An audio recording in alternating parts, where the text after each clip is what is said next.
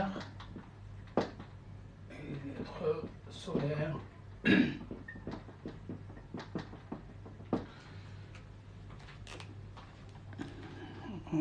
Est-ce qu'il y a des questions pour l'instant?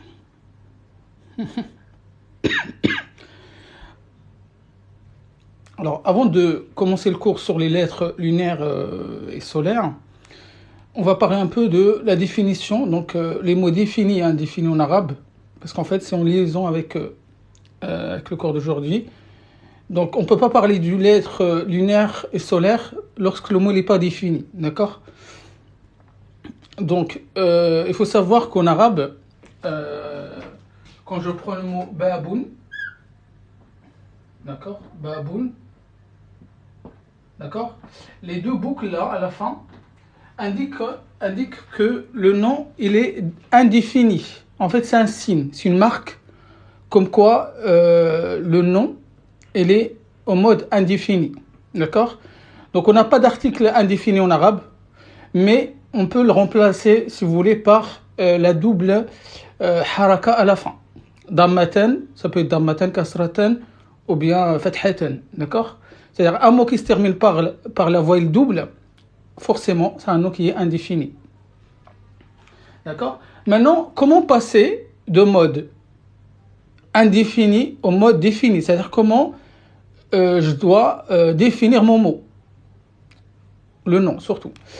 Alors, en fait, en français, on a les articles définis, le, la, les et l'apostrophe. En arabe, on a un seul article défini qui représente le tout, ces quatre-là. Alors, tout simplement, pour définir baboun, ça veut dire une porte, d'accord? Baboun, c'est une porte.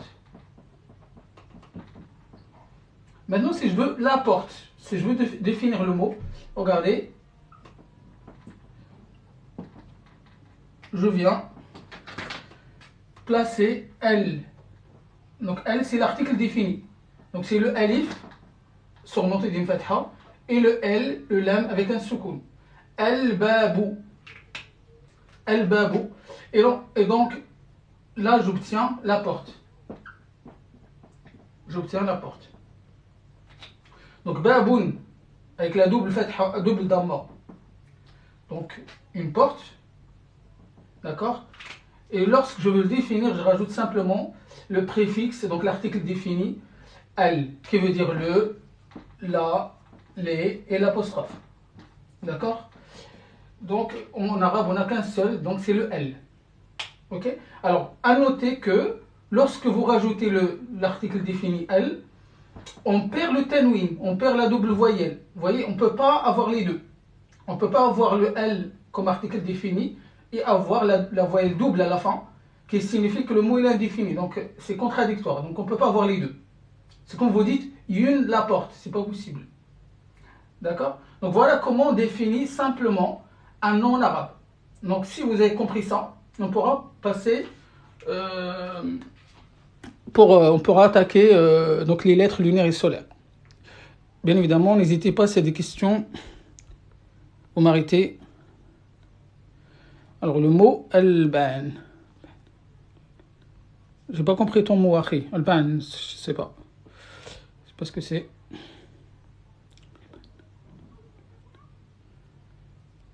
Bon. Tac, tac, tac, tac. Est-ce qu'il y a des questions? Est-ce qu'il y a des questions? Donc, on va en parler tout de suite pour les lettres lunaires et solaires. Alors, donc, on vient de dire que en arabe, il n'y a qu'un seul article défini, c'est le L, d'accord? Il n'y a qu'un seul article défini, c'est le L, d'accord? Donc, c'est ça, donc les deux lettres là, que je viens accorder au nom. Donc, du coup, je passe au mode défini. Donc, mon mot ici, là, al-babou, c'est un nom défini. Donc, n'importe quel nom en arabe qui commence par L, d'accord, forcément, c'est un nom défini. Très important. Ok? Alors, maintenant, en fait, je vais être face à une problématique. C'est quoi? C'est qu'en fait, la première lettre là, la première lettre de votre nom indéfini, d'accord, lorsque je vais venir lui accorder le L, l'article défini, bah, il va y avoir des exceptions. D'accord? Il va y avoir des exceptions. Donc, pour les lettres lunaires, lorsque je rajoute L, il n'y a pas de problème. Il n'y a pas de problème. C'est-à-dire, je vais tout prononcer. Je vais prononcer le L et ma lettre en question, la lettre qui vient en premier. Notamment ici, par exemple, la lettre B. La lettre B, c'est une lettre qui est comment? Qui est lunaire. D'accord? Qui est lunaire. Alors, c'est quoi une lettre lunaire? Tout simplement, c'est une lettre qui ne subit aucun changement lorsque je lui rajoute L. Lorsque je lui rajoute l'article défini, il n'y a aucun problème, il n'y a aucune transformation, changement dans le mot. Alors maintenant, je vous donne la règle générale. D'accord? Je vais vous donner la règle générale. Et ensuite, on va donner plein d'exemples pour mieux comprendre. D'accord? Alors, je vais donner la règle générale. Regardez bien. Alors,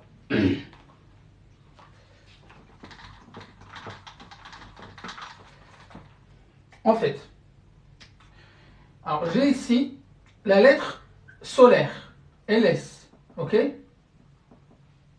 D'accord? Alors, bien évidemment, quand je dis la lettre solaire, la lettre lunaire, je parle notamment de la toute première lettre du mot. Il faut me suivre, d'accord? Donc, LS, et j'ai aussi lettre lunaire LL. Ok? On va voir comment c'est quoi le changement. Donc, j'ai le mot en fait qui commence par une lettre solaire et un autre mot qui commence par une lettre lunaire. Alors, c'est quoi qui change? En fait, lorsque je rajoute L devant, regardez, L devant, c'est-à-dire lorsque je veux mettre ce nom-là au mode défini, c'est-à-dire lorsque je veux le définir. Tac. Alors, qu'est-ce que ça donne? Qu'est-ce que ça donne?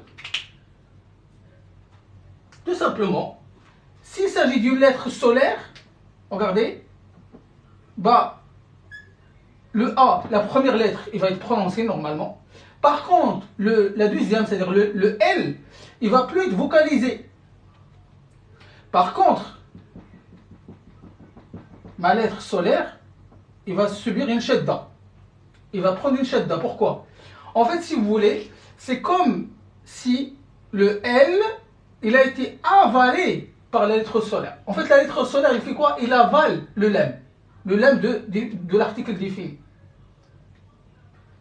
Par contre, s'il s'agit d'une lettre lunaire, il n'y a strictement aucun problème, aucun changement. C'est-à-dire le L, il va être placé, il va être lu entièrement L. Et donc ma lettre, il va subir aucun changement. C'est-à-dire que je ne dois pas mettre une shadda dessus. C'est ce qu'on a dit tout à l'heure pour le bab. L-b, la lettre lunaire c'est le bab. Donc L-bab, L-bab. Vous voyez? Donc j'ai prononcé l'article défini entièrement. Alors maintenant, s'il s'agit d'une lettre solaire, il y a deux choses, deux transformations. Le L, le lam, d'accord, la lettre lam de l'article défini, on ne peut plus la prononcer. Plus la lettre solaire, c'est la lettre en question, bah, il va prendre une shadda. Donc il va être intensifié. Exemple.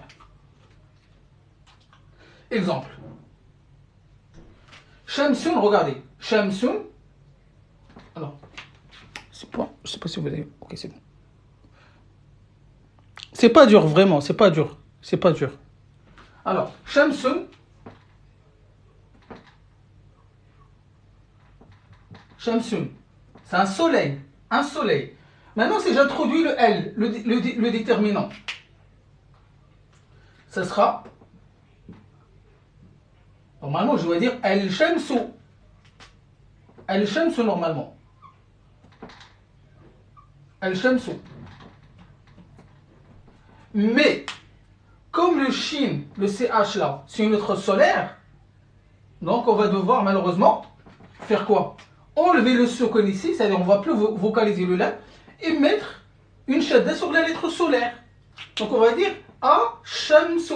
Donc je passe de alif à la lettre solaire. A-Shamsu. C'est comme si en fait je fais abstraction de lam. Donc je fais Ash-Shamsu. Ash-Shamsu.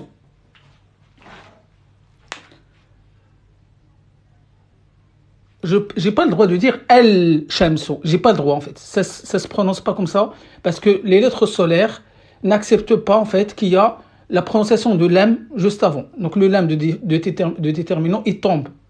Bien évidemment, attention, il s'écrit toujours, mais je ne dois pas le prononcer. Maintenant, pour la lettre lunaire. Qamarun. Une lune. Qamarun. Regardez. Qamarun. Qamarun. Si j'introduis le déterminant, donc si je le passe en mode déterminé, défini, donc elle, je place le mot Al-Qamaru. Al-Qamaru. Là, il n'y a aucun problème. Comme le qaf, c'est une lettre qamaria, c'est une lettre lunaire, donc il n'y a strictement aucun changement. En fait, j'ajoute le déterminant et je lis l'ensemble. Al-Qamaru, vous voyez, Al-Qamaru. Et là, je vais vous donner la liste des lettres solaires et lunaires, d'accord? Alors, je vais vous la donner tout de suite. Donc, c'est simple. Alors, la question, pourquoi je vous dis ça? Déjà, pour savoir lire, d'accord? Pour savoir lire. Et en fait, c'est pas à vous, d'accord? C'est pas à vous, en fait, de déterminer, de chercher à comprendre est-ce que c'est une lettre solaire ou lunaire pour l'instant. Donc à ce niveau-là, en fait, on vous demande pas de chercher donc à connaître la nature de la lettre pour l'instant. Mais simplement, faites attention, lorsque vous avez le mot défini, lorsque vous avez le déterminant au début, faites attention, remarquez le lam, est-ce qu'il y a un soukoun dessus, le petit zéro ou pas? Donc s'il y a le petit zéro au-dessus, c'est que c'est une lettre comment? Lunaire. S'il n'y a rien, c'est que c'est une lettre solaire. Alors, maintenant, les lettres solaires, c'est quoi les lettres solaires? Alors, on va vous donner la liste. Lettres solaires et lettres lunaires. Alors, je vais essayer de vous les donner par ordre de ressemblance. Alors, les lettres solaires, vous avez le ta et le ta, le binôme. Vous avez le dal, le d et le dal ma'jouma, le dh. Vous avez l'aura et l'ozaï, l'aura et l'ozaï. Le r roulé et le z. Vous avez le s et le shin, le sin et le shin. D'accord? Ensuite, vous avez le sad et le dad. Le ta, le t emphatique et le z emphatique. Et enfin, vous avez le lam et le nun. Le l et le nun. Le l et le n. Voilà les lettres solaires. Donc vous avez 14 lettres solaires. Et à l'opposé, vous avez 14 lettres lunaires. Donc en fait, c'est parfaitement divisé. Donc vous avez... donc le ta et le tha, le sad et le dad, le del et le zel. Donc le del et le zel, le ta et le za, l'aura, le zay, le lam, le nun, le sin et le shin. D'accord? Donc, ces 14 lettres-là, c'est des lettres solaires. Donc, je vais vous donner des exemples tout à l'heure avec des mots pour voir comment on va prononcer. D'accord? Pour chaque lettre, je vais vous donner des exemples. D'accord? Alors, qu'est-ce qu'il nous reste de l'autre côté? Alors, pourquoi on les appelle des lettres solaires et lunaires? Tout simplement, regardez, parce que Shams, en arabe, c'est soleil. Shams, c'est soleil. Qamar, c'est la lune. Donc, Shams, regardez la transformation qu'a subi. Vous voyez? Donc, la lettre Shin, qui est la première lettre de soleil, Shin, qu'est-ce qu'on a fait? On a dit que le lam, il ne se prononce pas. Et cette lettre solaire, il prend une shadda, d'intensification. D'accord? Et donc, toutes les lettres, en fait, qui vont subir la même chose, on va les appeler des lettres solaires. À l'instar du mot soleil, Shams. Et vice-versa, donc pour le qamar, c'est la même chose. Donc pour le qamar, lorsqu'on rajoute elle au mot qamar, lune, on va lire l'ensemble, el qamar. Et donc, toute lettre qui va subir la même chose, ben on va l'appeler une lettre lunaire. Donc en fait, Shamsiya Qamariya, c'est par rapport à l'appellation arabe en fait, d'accord? Voilà. Donc je vous dis, le schéma il est là. Lorsque vous avez une lettre solaire ici, c'est-à-dire la lettre solaire, c'est-à-dire, je parle bien évidemment de la première lettre de votre mot indéfini. Donc suivez-moi, barakallahu fikoum. Donc je parle de la première lettre. Lorsque vous lui rajoutez elle, c'est-à-dire vous rajoutez le déterminant, il se passe deux choses. C'est-à-dire, il se passe deux choses. Première chose, c'est que le lemme, il va plus être prononcé. On va plus dire elle, on va simplement prononcer la première lettre, A. Ok? Et cette lettre solaire même, il va prendre une shedda. Shedda, on en a parlé la dernière fois. Pour ceux qui ont assisté au cours de la dernière fois, donc on a dit que la shedda, c'est l'intensification. J'appuie sur la lettre. La lettre, donc au lieu de dire ma, je vais dire ma, ma. Au lieu de dire ça, je vais dire ça. Au lieu de dire ka, je vais dire ka. En fait, c'est le fait d'appuyer sur la lettre. Alors, maintenant, s'il s'agit d'une lettre lunaire, vous mettez et lorsque vous rajoutez le déterminant elle, il n'y a strictement aucun changement. C'est-à-dire, on va lire elle entièrement et je vais lire l'ensemble, donc la lettre lunaire et le restant sans aucun problème.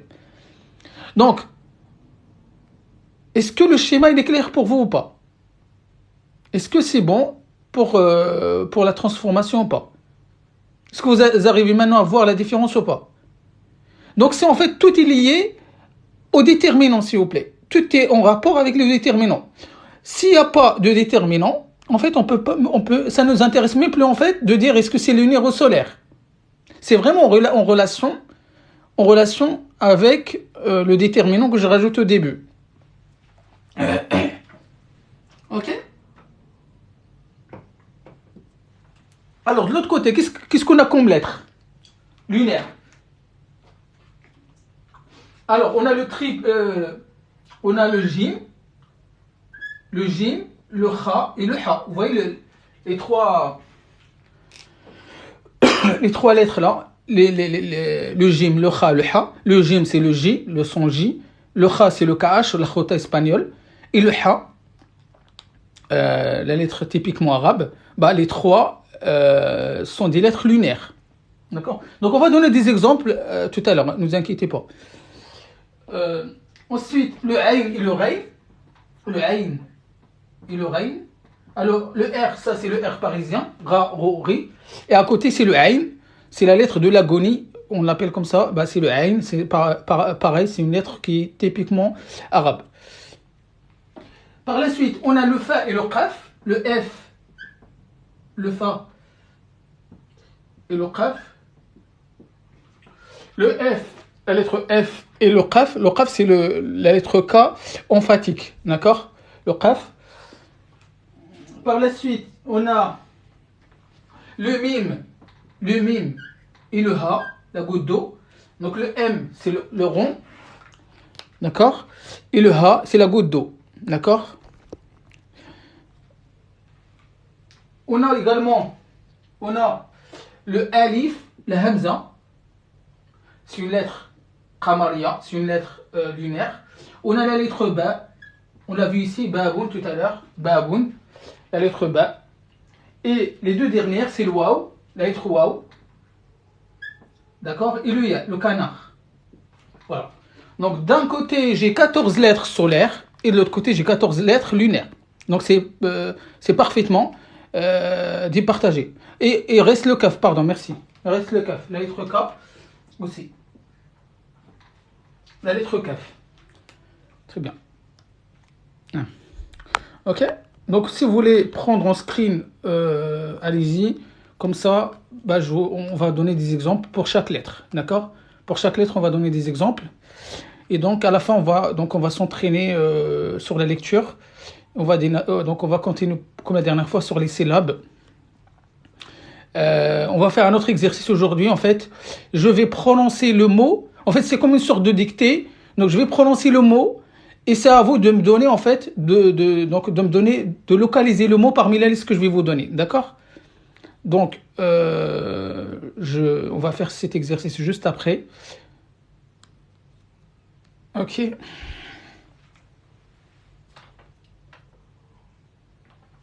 Alors, je profite pour pour dire pour les nouveaux que donc ça c'est la suite des cours.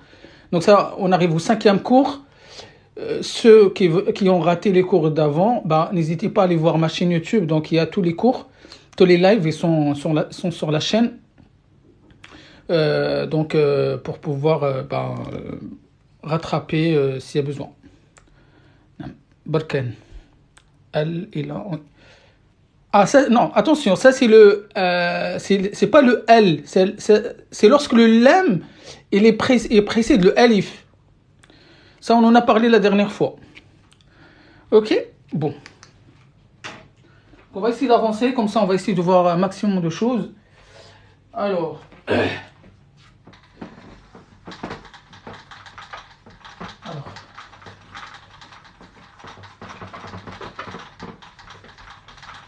Alors, je vais essayer de mettre les lettres au-dessus, comme ça, vous les avez sous les yeux. Alors, tac, tac. Donc, on a dit le ta, le sa, le del, le zal, le ra et le zai. Le sin et le shin, le sad et le dad, le ta et le va, et enfin le lam, le L et le N, lam et le nun. Donc ça c'est les lettres comment? C'est les lettres. C'est quoi comme lettre ça?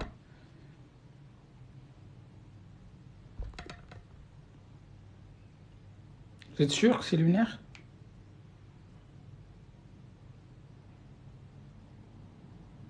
Très bien.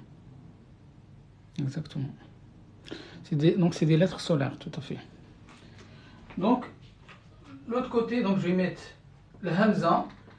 Le hamza, donc on a étudié la dernière fois, avec la lettre ba, le jim, le ha, le kha, donc les trois triplés, si on peut dire ça comme ça, le ayn et le rayn, le fa et le qaf, ok, le kaf, le mim, le ha, le h, et en dernier le waw et le ya. Voilà. Donc d'un côté, vous avez les lettres solaires à droite et à gauche vous avez les lettres lunaires. D'accord? Donc les lettres solaires. Donc ça c'est les lettres solaires, LS.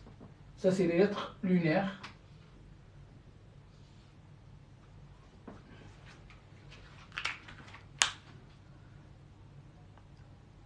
Bon, donc on va donner des exemples, on va prendre lettre par lettre, après on va donner des mots, d'accord? Des mots indéfinis au mode indéfini, ensuite on va rajouter le L et on va voir comment ça se prononce, d'accord?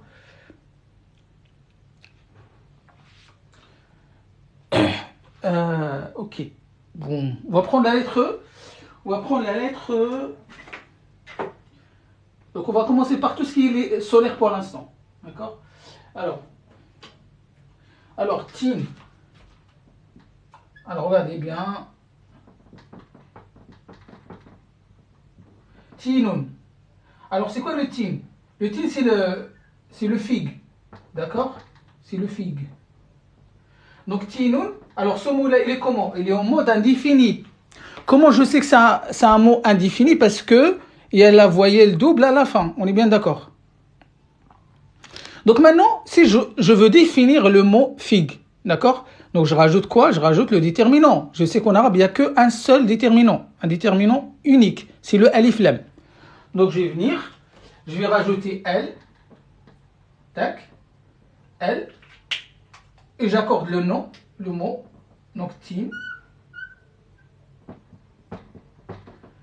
Mais maintenant, je fais attention. Avant de pouvoir donc d'analyser la lecture, je regarde la nature de cette lettre-là, le ta. Le ta, il fait partie de quel côté? Donc si je le trouve ici, donc c'est la lettre solaire. Et qu'est-ce qu'on a dit par rapport à la lettre solaire? On a dit que la lettre solaire, en fait, qu'est-ce qu'elle fait?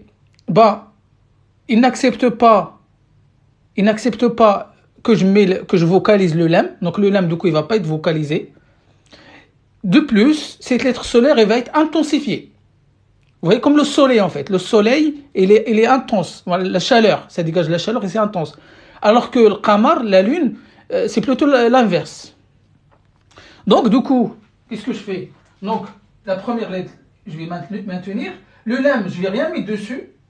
Par contre, la lettre ta, il va être intensifié avec une shadda. Atino. Atino. Donc, bien évidemment, qu'est-ce qu'on a dit?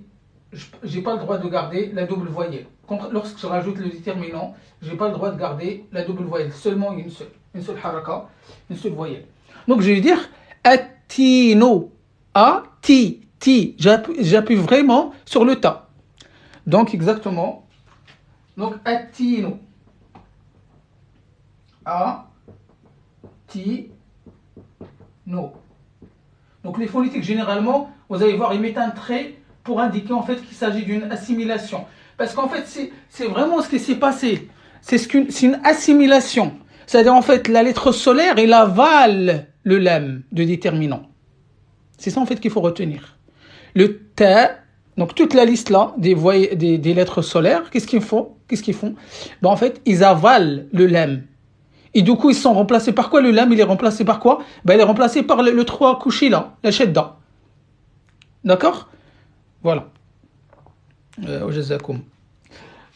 Autre exemple, avec la lettre ta. Par exemple, tajoun.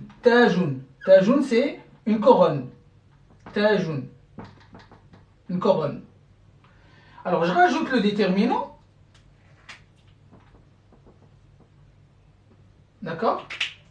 J'accorde l'ensemble avec le déterminant, donc. Alors, comment je dois lire ici? Comment je dois lire? Donnez-moi la phonétique. Donnez-moi la phonétique pour le mot défini là.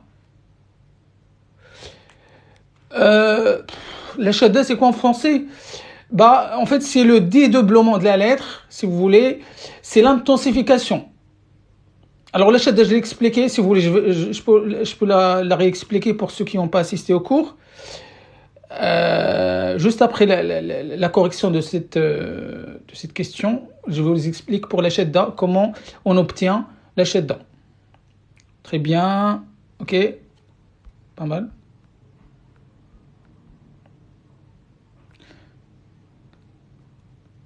Question, c'est comme le idgham 1000. Oui, exactement. Oui. C'est comme les idgham, en fait, l'assimilation. Exactement. Il se passe la même chose. Ici. Sauf que l'idgham, c'est dans l'assimilation par rapport aux règles du tajwid. C'est souvent avec la lettre nun, avec la lettre n. C'est elle qui est avalée par les autres lettres. D'accord? Alors qu'ici, c'est le lam. Ici, c'est le lam qui est avalé par la lettre qui suit, surtout par les lettres solaires. D'accord? En principe, si vous faites de l'étude de tajwid un peu intensifiée, approfondie, vous allez voir qu'il y a d'autres types de idgham. D'accord? Il y a deux types de idgham. Et donc aujourd'hui, on parle de idgham, le lam qui fait partie de l'article défini dans les lettres solaires. D'accord? Ça, c'est un type de idgham. Très bien. Ok.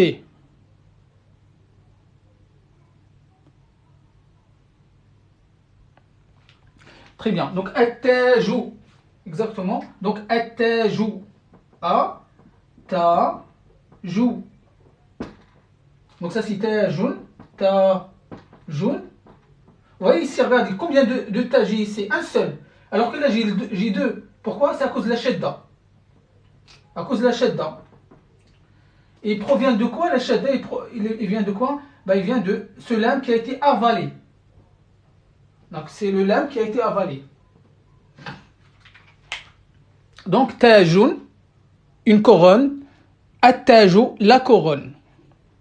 Ok? Très bien. Très bien. Un dernier exemple pour le ta. Tamroun. Tamr. C'est quoi tamroun? Tamroun. Tamroun. Donnez-moi le mot défini qui correspond. Exactement, c'est ça. Donc, c'est des dates. Très bien. Ok. Donc, donnez-moi. C'est ça, c'est des dates. Merci beaucoup.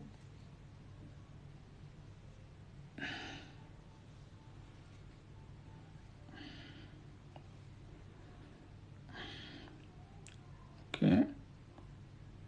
Les autres, s'il vous plaît. Oui.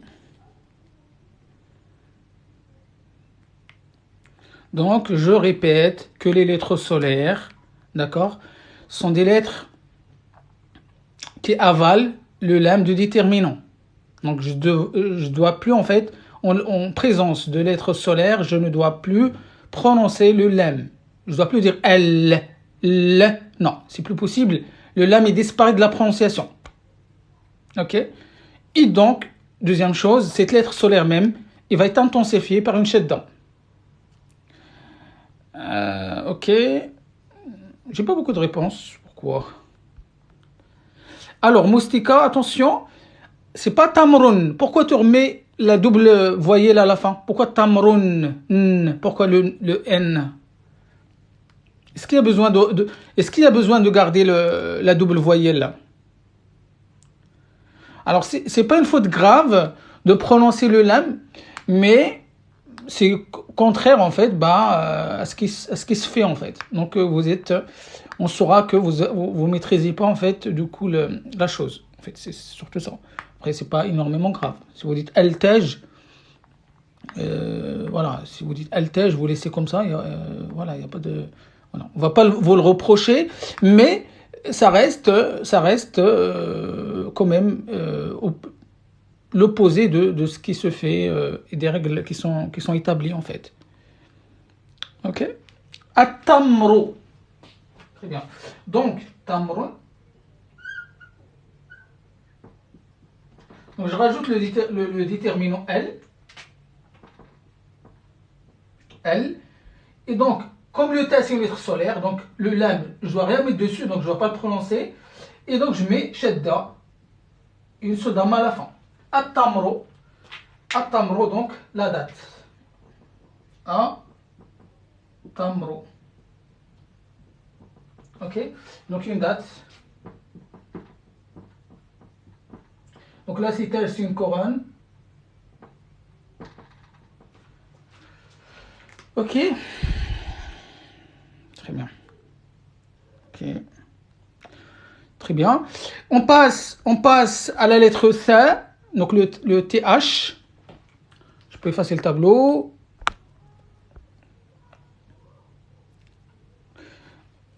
Alors, je vais effacer le premier nom là. Alors, vous avez par exemple tel jaune, selj, jaune. Sel jaune. Alors, sel jaune, c'est-à-dire la neige. Neige. D'accord, la neige, c'est sel jaune. Alors maintenant, définissez-moi ce mot-là et donnez-moi la phonétique qui correspond. Solouj, oui, c'est le pluriel. Sel jaune. Telj, donc en dialecte. Après, selj. Donc à noter que le dialecte, par exemple, surtout marocain, c'est pris en fait, c'est dérivé de littéraire. Il suffit de mettre des soukounes partout et vous avez le mot tout prêt, tout frais pour le dialecte. Par exemple, seljoun pour le littéraire, en dialecte on dit selj, selj. C'est-à-dire vous allez venir ici sur chaque lettre en fait et vous allez mettre des zéros. En fait, des zéros, c'est-à-dire l'absence de voyelle. Vous allez mettre selj et vous avez le mot en dialecte marocain. Ok, attends. Alors attention. Alors c'est pas un alif ici, c'est pas un alif ici, c'est un lam. Au milieu là, c'est un lam. Hein. Alors le alif, lui, il s'accorde pas, il s'accroche pas avec ce qui suit. Regardez, tej. Regardez. Je peux passer là, regardez. Parce que le alif, c'est une lettre comment? C'est une lettre gendarme. Donc, je peux passer, donc il y a un espacement ici, un espace ici après le lam, après le alif. Alors que le lam, lui, il s'accorde, il s'accroche à droite et à gauche. Ok, très bien. Oui. Donc, Moustika, fais attention par rapport. Alors, c'est pas tej, d'accord? C'est pas tej. Donc, je suis là. Hein. Je suis dans le premier mot. C'est pas un alif au milieu, mais plutôt un lam. Très bien. Ok, très bien.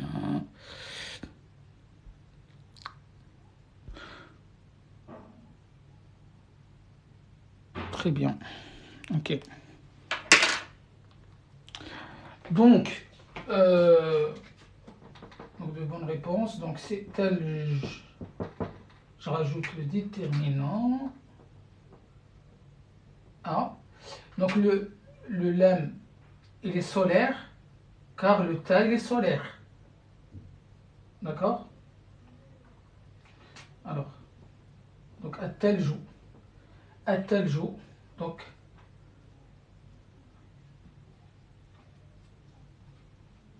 c'est un TH, attention. C'est pas un T normal, c'est un T. C'est le TH anglais, d'accord? Donc, la langue, en fait, il dépasse un peu. Donc, il se place en dessous des incisives. D'accord? Donc, athaljo. Attention à la prononciation. Alors, bien évidemment, donc juste à noter que on a dit les lettres solaires, il avale le lam, on est bien d'accord? Et ce lam, cette lettre lam, elle est solaire aussi. D'accord? C'est un jour où on vous dit, c'est quoi l'âme solaire? Bah, le lame solaire, c'est le lame qui est suivi d'une lettre solaire, tout simplement. C'est simple. D'accord? Donc, tous les lames ici que vous voyez, le lame de At-Tamr, le lame de At-Taj, le lame de Athal, c'est des lames solaires. Pourquoi? Parce que il est suivi de lettres solaires, tout simplement. Ok. Donc, tel jaune, on a dit c'est la neige. Ok? Tel jaune, c'est la neige. C'est la neige. Maintenant, Toutun. Ou bien, attendez, je vais mettre autre chose. Thawbun. Thawbun, c'est un tissu. Toub, en arabe, en dialecte, toub. Alors, pour le littéraire, thawbun. Alors, donnez-moi la phonétique pour le thawb. Thawbun. Donnez-moi la phonétique une fois le mot il est passé au mode défini. Thawbun.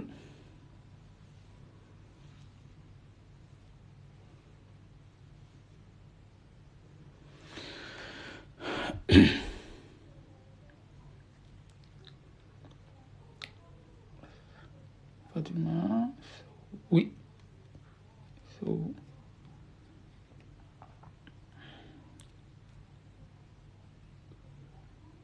Zahia, pourquoi tu mets un dal à la fin? Okay. Oui, Taoboun. Mais en fait, vous n'avez pas compris. Alors, pour ceux qui viennent d'arriver, je demande la phonétique de ce mot-là, mais une fois ajouté le déterminant. Une fois, j'ai rajouté le L devant, le déterminant. D'accord? Alors, je ne demande pas la phonétique pour le mot Taoboun, je demande la phonétique pour le mot Taoboun défini. Parce que Taoboun ici, il est indéfini, d'accord? Avec la présence de la voyelle double à la fin. نعم هو القماش oui stop هو القماش très bien Ok.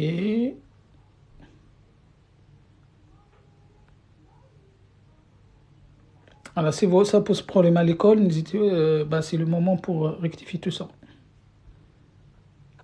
Ok. C'est au bout. Très bien. Ok. Super.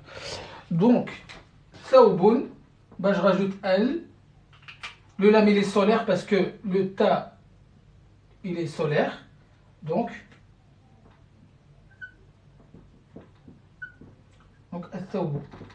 là, je dois mettre la shadda parce que c'est shadda, c'est quoi? C'est un signe, c'est le signe comme quoi le lam, il a été avalé par le ta. D'accord? Donc le lam ici, il n'est pas prononcé. Donc on a dit, on fait l'assimilation. Donc at-tawbu.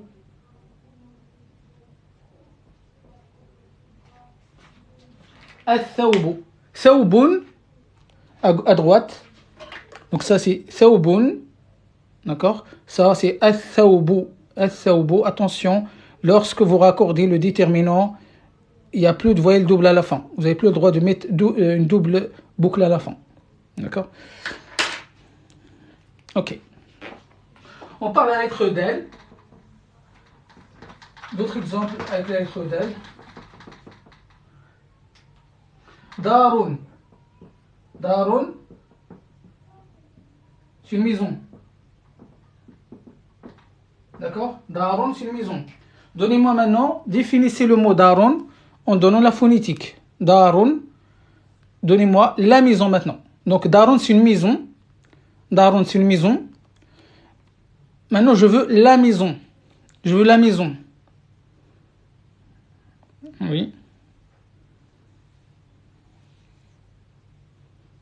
Oui, alors pour les cours, en principe, c'est mercredi, mais cette semaine, exceptionnellement, je l'ai fait aujourd'hui parce que malheureusement, je ne pourrai pas être là pour le mercredi. Donc voilà, c'est pour ça que je vous ai prévenu la dernière fois que ça ne sera pas mercredi, pour ceux qui étaient là. Oui, on dit manzil, on dit dar, on dit aussi bait, voilà. Mais dar aussi, c'est une maison, d'accord? Très bien. Donc c'est ad-daru. Ad-daru. Donc je viens placer le déterminant.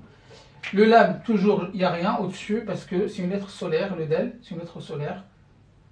Et surtout, la lettre solaire, il doit être intensifié avec la shadda. Donc ad-daru. Donc ad-daru. Si vous mettez ad-dar avec un soukon à la fin, il n'y a pas de problème. Ça ne me dérange pas.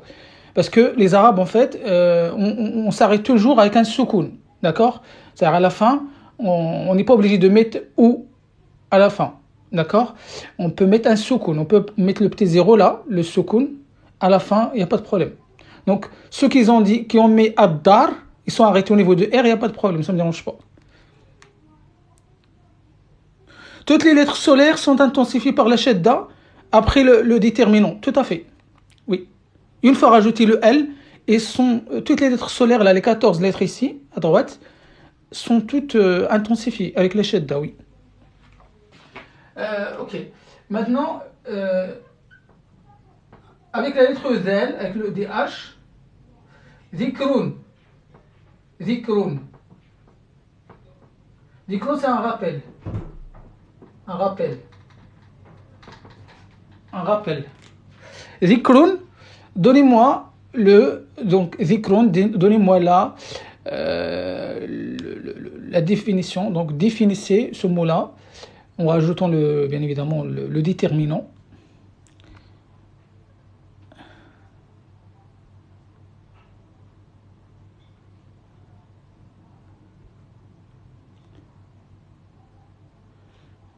En principe, la prochaine fois, c'est le mercredi prochain, il n'y a pas de problème. Bien évidemment, sauf s'il y a quelque chose de dernière minute, mais en principe ça doit aller. Ça devrait aller, il n'y a pas de problème. Ok. Alors, si vous mettez en arabe, ceux qui écrivent avec le clavier en arabe, au moins, mettez-moi les harakat. Mettez les voyelles courtes et la shadda pour que je voie si tout va bien. Fatouma vient d'arriver. Alors, d'où Chassou, Zikou, non. Zikou, non. T'as oublié le R roulé à la fin, tu l'as oublié, tu l'as pas mis dans ta réponse. Alors, Mamanias, pareil, Zikroun, il faut pas mettre le N à la fin parce que on doit supprimer la voyelle double. La voyelle double, on doit la supprimer lorsque je rajoute alif lam.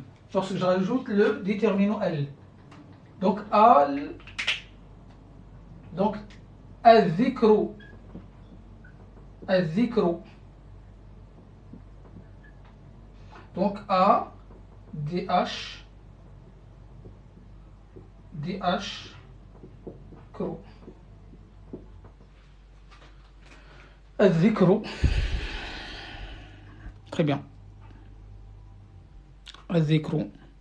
Donc, vous mettez comme le DH pour distinguer le del de zel. D'accord? Très bien. Maintenant, l'aura, la lettre aura. Alors, si vous voulez, donc c'est bon pour la traduction, il n'y a pas de problème. Maintenant, pour l'aura. Alors, n'hésitez pas à screener si vous voulez avant que j'y fasse. Hein. N'hésitez pas, dès que le tableau est rempli, bah, n'hésitez pas à screener. Alors, rajulun, rajulun, rajulun, un homme. Un homme. Alors, rajulun, un homme. Maintenant, donnez-moi la phonétique de l'homme. Donc, rajul défini. Définissez-moi. Donc, rajoutez le déterminant.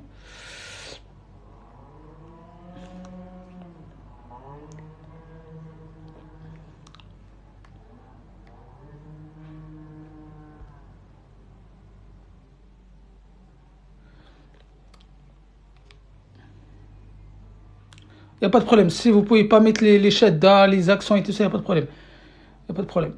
Ok.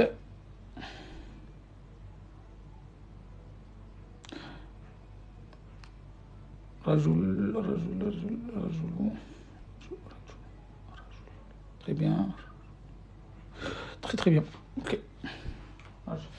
Donc, pareil. Donc, je mets L. Donc, l'aura, il est solaire, donc il va prendre une shadda.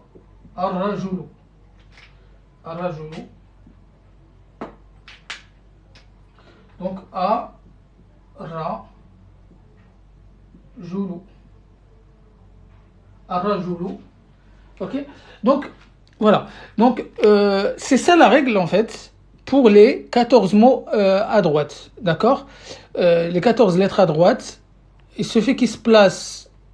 Donc, une fois ils sont au début d'un mot, lorsque vous leur rajoutez le L, donc il y a deux changements, deux choses de transformation dans le mot.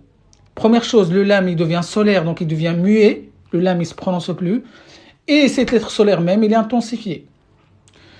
Donc, on va mettre un dernier exemple pour les lettres solaires. Donc, nourun, nourun, nourun, une lumière.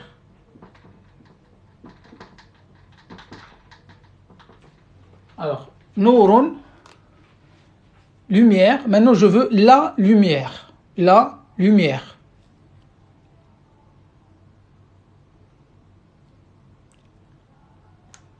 La lumière. Comme ça, on passe directement voir les lettres lunaires. Comme ça, on pourra s'entraîner tout à l'heure, juste après, sur la dictée. Alors, Anwar, c'est pluriel. Donc, ouais. Alors, maintenant, Anno, très bien.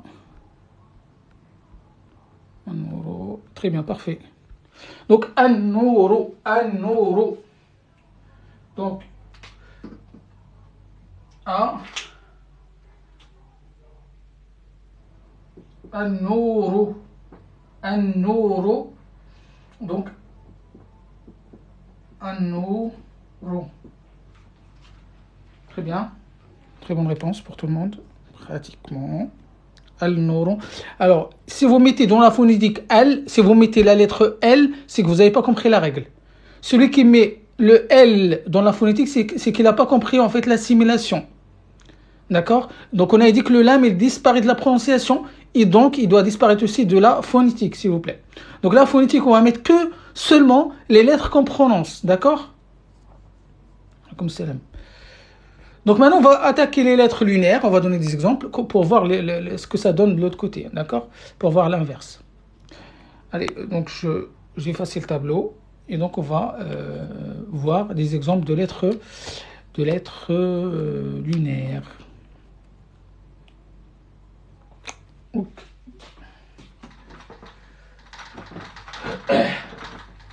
Alors c'est complètement l'opposé, donc vous allez voir la différence. Donc par exemple, je prends la hamza. On va prendre aboun, un père. Alors regardez bien. Aboun, la hamza, d'accord, on a dit que c'est une lettre lunaire. C'est-à-dire en fait, si j'introduis le L il va rester tel quel, complet. Simplement, donc je rajoute l'ensemble, le restant, donc L, A, bou. Bien évidemment, je supprime toujours la double voyelle, c'est normal. Donc L, A, bou, L, A, bou. Donc là, il n'y a pas d'assimilation. Le lam, il est maintenu. La hamza, il subit aucune shadda. Vous voyez? Donc il n'y a aucune transformation. Donc pour les lettres lunaires, il n'y a rien. Vous raccordez directement le L entièrement et vous lisez l'ensemble. C'est ça la règle en fait pour les lettres lunaires. Assez simple que ça, il n'y a pas. Bien évidemment, attention, on l'a étudié la dernière fois. Lorsque vous avez le lam suivi de alif, on fait quoi? On fait ça. Ou bien ça. Vous avez deux façons de faire. Mais on ne fait pas ça. D'accord? Cette écriture n'est pas acceptable. Donc ici, en fait, en principe, je dois mettre comme ça. Ok? Al-Abou, donc. Al-Abou.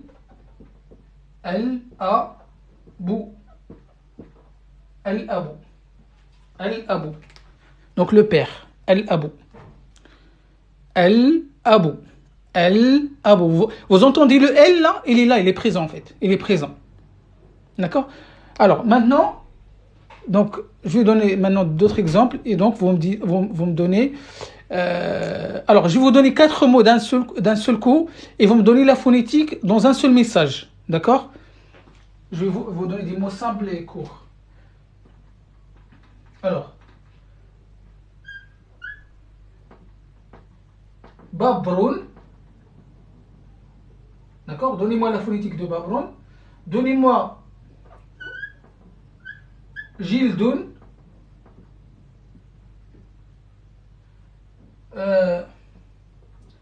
Haloun.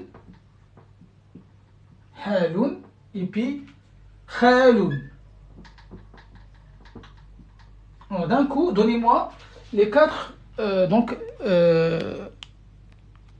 mots, mais en mode défini, en rajoutant L.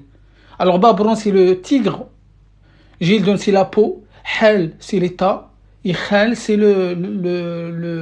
l'oncle maternel. D'accord? S'il vous plaît, donnez-moi dans un seul message, alors je répète, je veux un seul message dans lequel vous allez mettre les 4 mots d'un seul coup, dans l'ordre. Babroun, Gildun, Haloun, Khaloun, mais bien évidemment, défini. Est-ce que vous avez compris?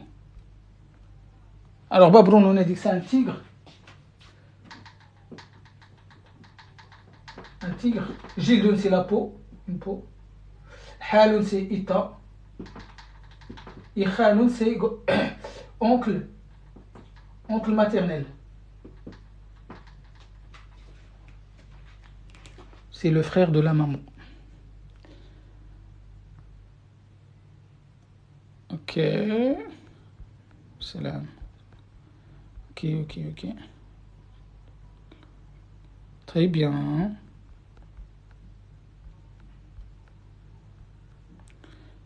Très bien. Super.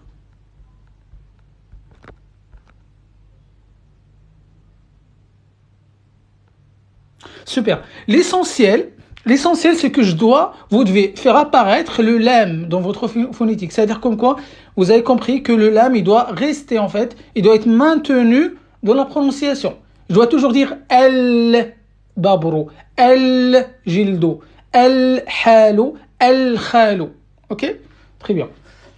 Donc, bonne réponse. Donc, el. Donc là, en fait, j'ai même pas besoin de mettre le L différemment. Donc, ça sera el babro, el babro, el jildo,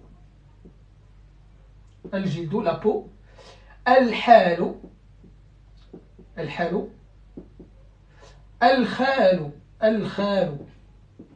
Vous voyez? Donc, à chaque fois, je dois, dans ma phonétique, bien faire apparaître le lem. Toujours. Faire apparaître le L. Le babr. Ouais. Donc, le lam. Donc, voilà la règle pour les lettres lunaires. D'accord? Donc, on va rajouter d'autres mots.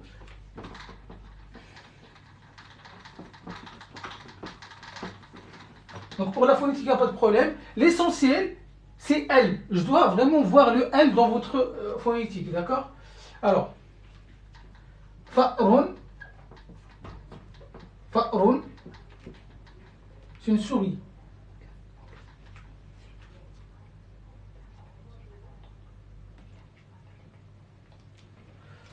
Ok. Fa'run, ka'sun. Fa'run ka'sun. Alors, fa'run, c'est une souris. Ka'sun, c'est un verre. Alors, une souris et un verre. Un verre de thé.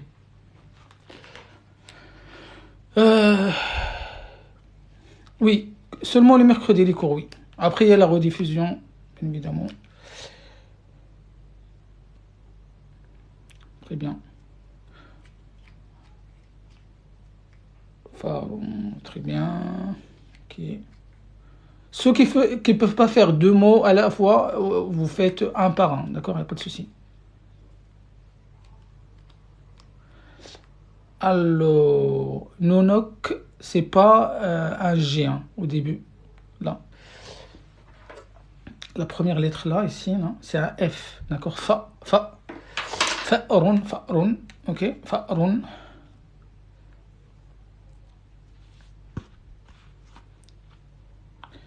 Ok, très bien, super. Ok, donc il n'y a pas de problème, je rajoute, donc je mets mon déterminant entièrement, alpha ro, et là, al-ka'su, je lis l'ensemble, d'accord? Al-ka'su, donc al-fa ro, ici, al-ka'su.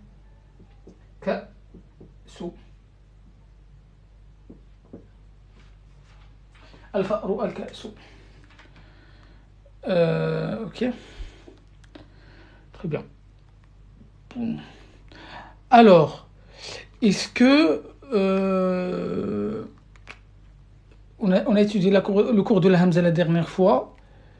Je ne sais pas si... je pense qu'on n'avait pas parlé de ça. On a dit que la Hamza, lorsqu'il se place au début du mot, il a besoin d'un support. Mais quel type de support? Alors, lorsque la Hamza se place au début, lorsqu'il se trouve au début d'un mot, il doit prendre quel support? Parce qu'on a dit qu'il y a 3 supports de la Hamza. Il y a 3 types de supports.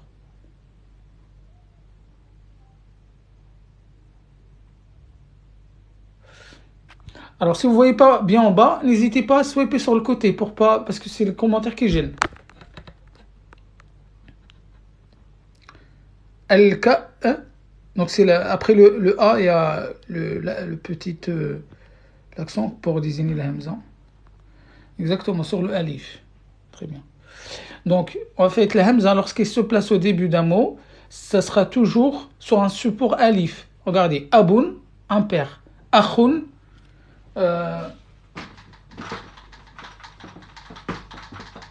Je pense que j'ai fait vite. Alors, Aboun, par exemple, Achoun, un frère. Achoun, un frère. Urtun, Urtun, une sœur. Ça, c'est un frère. Achoun. D'accord? Ibnun, un fils. Aboun, Ummun, une mère. Ummun, une mère. D'accord? Vous voyez? En fait, la Hamza, il est là. D'accord? La Hamza, il est là. À chaque fois, lorsqu'il se place au début, il a un support alif. Toujours, il est accompagné d'un support qui est alif. Même si la haraka, il change. Que ce soit une kasra, regardez bien. Que ce soit une kasra ici, ou une fatha, ou une damma, d'accord? Ça sera toujours sur un support alif au début. Ok? Donc, aujourd'hui, on va parler rapidement comment la kasra, c'est quoi les supports de la hamza lorsqu'il est au milieu d'un mot. D'accord? Très très important. Alors, n'hésitez pas à m'arrêter s'il y a des questions par rapport au cours. Alors, en fait, avant de connaître, de savoir sur quel support se place la hamza au milieu d'un mot, je vais poser la question suivante. Vous voyez, on a 3 harakat, fatha, damma, kasra. Regardez. On a le petit trait au-dessus,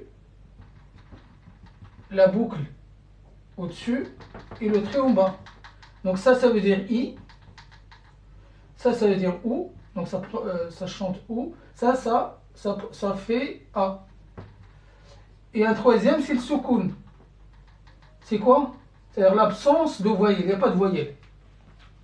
Alors, je pose la question suivante.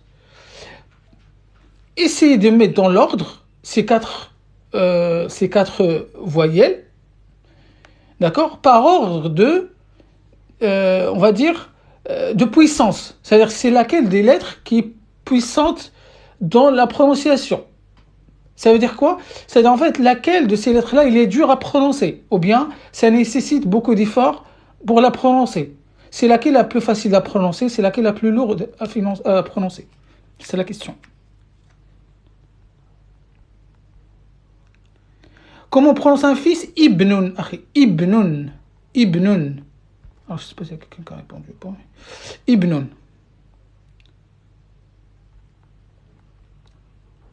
Ibnun.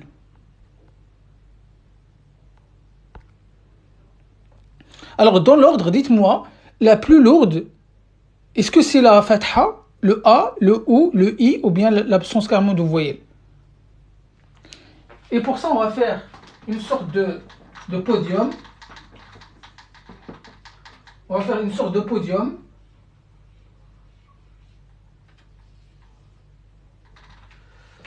Donc, vous me dites laquelle qui est la plus forte, la plus lourde à prononcer.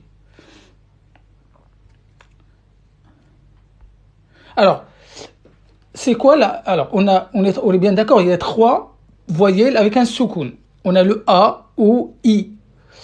Ah, donc, pour vous, selon vous, en fait, c'est quoi la voyelle la plus facile à prononcer et laquelle la plus dure, la plus lourde à prononcer? Alors, shadda, c'est pas une voyelle. Là, pour l'instant, on va pas parler de shadda, d'accord? Donc, je parle des voyelles. Shadda, c'est pas une voyelle, s'il vous plaît. Alors, pour moi, la plus facile, c'est quoi? Alors, là, il me dit, la plus facile, c'est le A. D'accord? Vous êtes d'accord pour ça ou pas? La plus facile, c'est le A?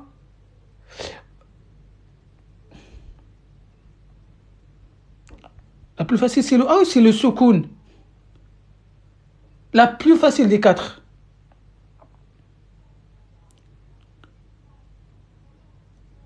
La plus facile des 4.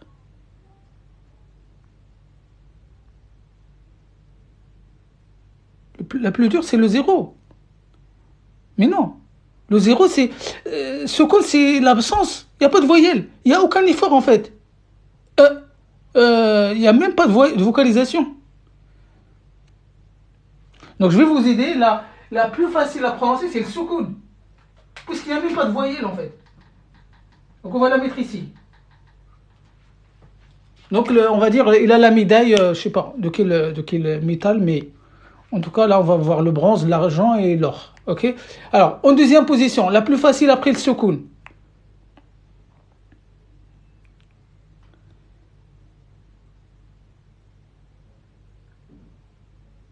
Exactement.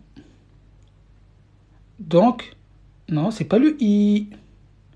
Déjà, quand vous dites I, regardez comment, en fait, ça demande beaucoup d'efforts, en fait. Même votre mâchoire, regardez dans un miroir et faites le I, regardez comment carrément votre mâchoire il descend. C'est comme si, en fait, il se casse, la mâchoire il descend en bas. C'est pour ça qu'on l'appelle kasra. Kasra, c'est-à-dire casser, quelque chose qui est cassé. Donc, en fait, non, ça peut pas être la kasra. La kasra nécessite beaucoup d'efforts. Alors, vous êtes sûr c'est le ou? Non, c'est pas le ou.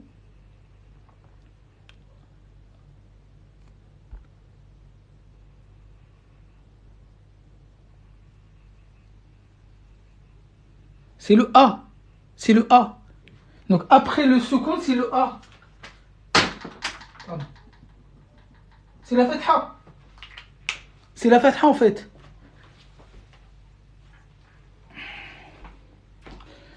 La plus facile après le soukoun, c'est le fatha. Bon, pourquoi? Parce que quand on fait A, il n'y a aucun mouvement pratiquement. Regardez un miroir et faites le A. Votre bouche, elle est ouverte. Vos lèvres, ne bougent pas. Votre mâchoire, ne descend pas. Il n'y a aucun effort, mis à part expirer de l'air, c'est tout. On est bien d'accord ou pas? Il faut que ce soit logique pour tout le monde. Parce que sinon, voilà, je ne veux pas que ce soit flou. Vous me dites, voilà, si vous n'êtes pas d'accord, vous me dites. Mais en tout cas, regardez un miroir et faites le A. Il n'y a rien. Votre visage, il reste figé, tel quel.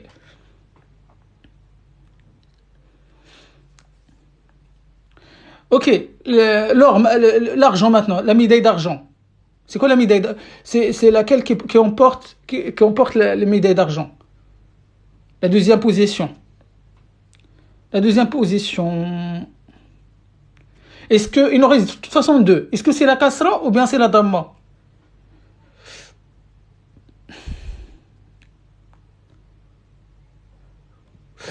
Alors, ça, le A, ça s'appelle fatha. Fatha. Ça s'appelle damma. Ça s'appelle kasra. Ça s'appelle soukoun. Soukoun en arabe, c'est le calme. C'est l'absence de mouvement. Quand vous allez dans un endroit, quand on dit soukoun, sakin, c'est-à-dire quelque chose qui ne bouge pas. Ça ne bouge pas, il n'y a pas de mouvement, il n'y a pas de vocalisation. C'est ça en fait le soukoun. D'ailleurs, c'est pour ça qu'on met le petit zéro au-dessus pour indiquer qu'il y a zéro voyelle en fait.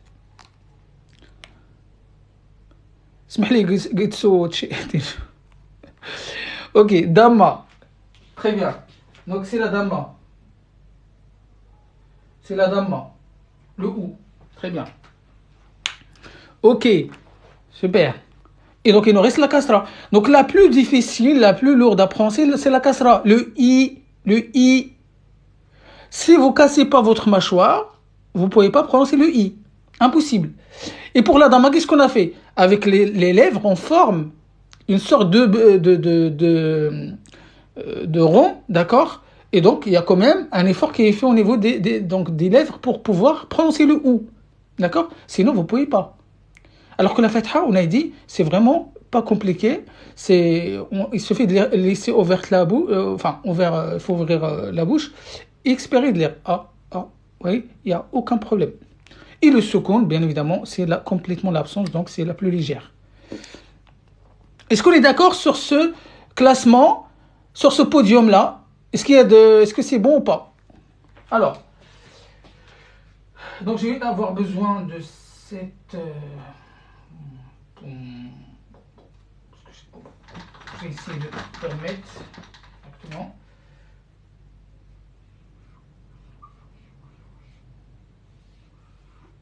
Okay. Donc là, on a dit kasra en premier, suivi de damma, suivi de fatha, suivi de soukoun. Alors, maintenant, on a répondu à la première question. Donc là, on a classifié les voyelles. Maintenant, alors pour chacune de ces voyelles, il y a un équivalent. Il y a une voyelle longue qui leur correspond. C'est-à-dire pour le i, il y a une voyelle longue qui lui correspond. Pour le damma, il y a une voyelle longue qui lui correspond. Et pour la fatha, il y a une voyelle longue qui lui correspond. Ça, on l'a étudié.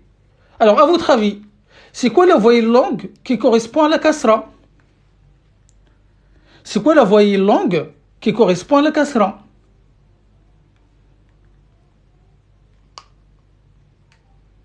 À votre avis, c'est quoi la voyelle longue qui correspond à la kasra? On a étudié 3 voyelles longues. C'est 3 lettres qui font partie de l'alphabet arabe. C'est le waouh. Bah oui, c'est le ya. C'est le canard. C'est le petit canard. C'est le canard.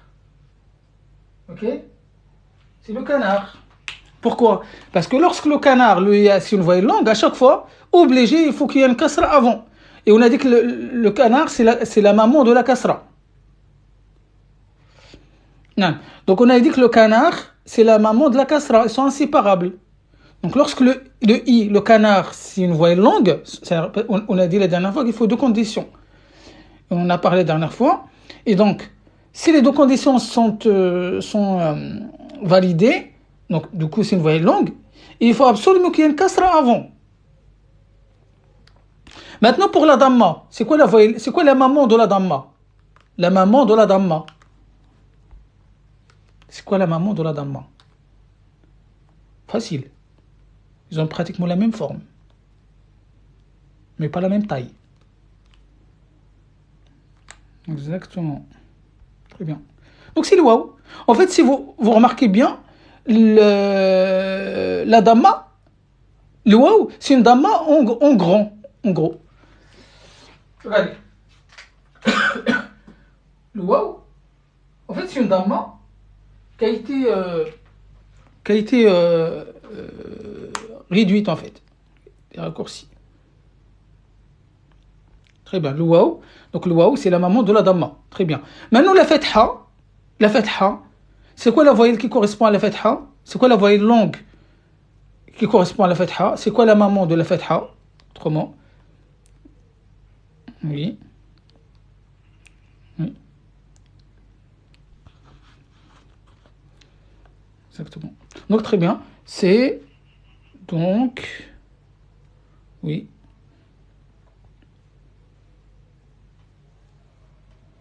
C'est le alif, c'est le bâton, c'est le A. Et là, il n'y a rien. Donc, on est sur la ligne. Alors, est-ce que c'est bon pour ce podium, pour cette classification et pour cette ces voyelles longues? Est-ce que c'est bon? Et est-ce que dans votre tête, c'est clair ou pas?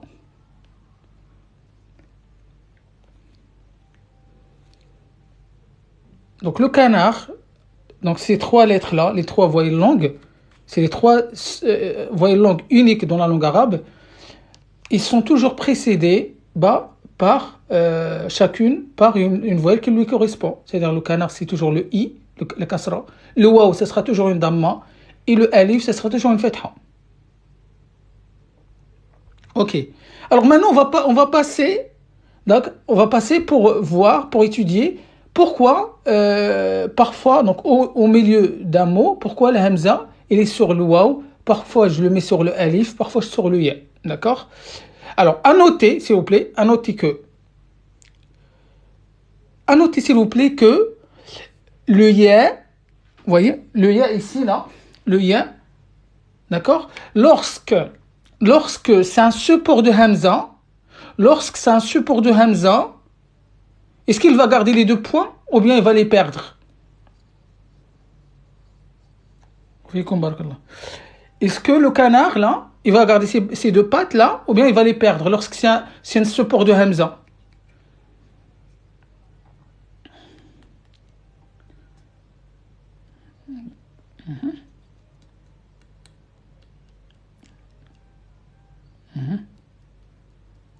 Très bien. Donc, faut bien noter que le canard, s'il vous plaît, le ya, avec ses 4 formes, d'accord, lorsque c'est un support de Hamza, il perd les 2 points, s'il vous plaît. D'accord, il va les perdre. Très bien. Ok, maintenant on est d'accord. Donc, regardez la logique. La logique est simple. En fait, je vais m'intéresser, je vais aller chercher la Hamza dans le mot.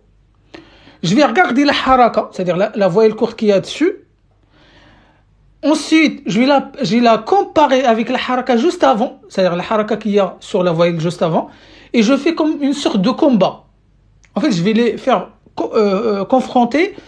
Celle qui gagne, c'est elle qui va ramener son support. Je vous donne un exemple. Regardez. Ka'sun, un verre. Ka'sun. Pourquoi ici la Hamza, il a pris le support alif? Pourquoi? Donc pour répondre à cette question, je dois m'intéresser à quoi? Je dois m'intéresser à cette haraka là qui est sur la Hamza et la haraka d'avant. Qu'est-ce que je fais par la suite? Je les mets dans un combat. C'est-à-dire voir c'est qui doit l'emporter. C'est qui doit l'emporter? Est-ce que c'est le sukun ou bien c'est la fatha? C'est quoi la plus forte des deux? C'est quoi la plus forte des deux? C'est quoi la plus forte des deux entre fatha et sukun? C'est un peu de temps pour arriver. Est-ce que vous avez compris ma question? On est bien d'accord. Ah, c'est pas le sukun. Regardez le podium. C'est qui le plus fort sur le podium? Est-ce que c'est la fatha ou le sukun? Bah oui, il faut regarder le podium. C'est qui l'emporte? C'est la fatha ou le sukun?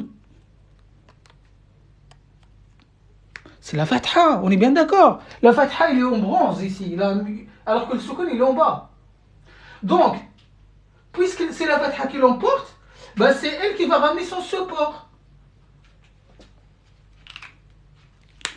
Donc en fait, la haraka qui l'emporte, la voyelle qui l'emporte, c'est elle qui va ramener son support.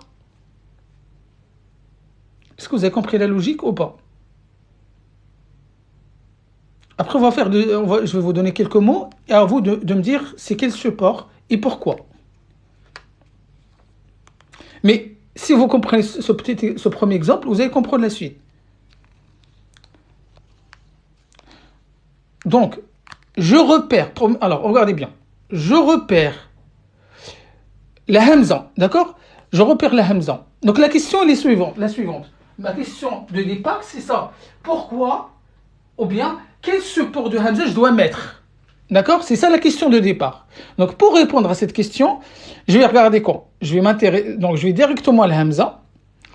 Je vais m'intéresser à la haraka qui est au-dessus.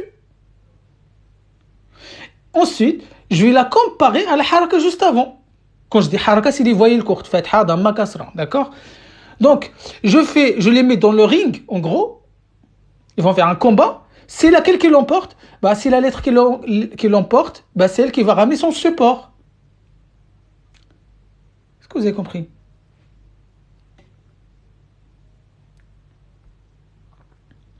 Alors, c'est pas compris. Je peux réexpliquer.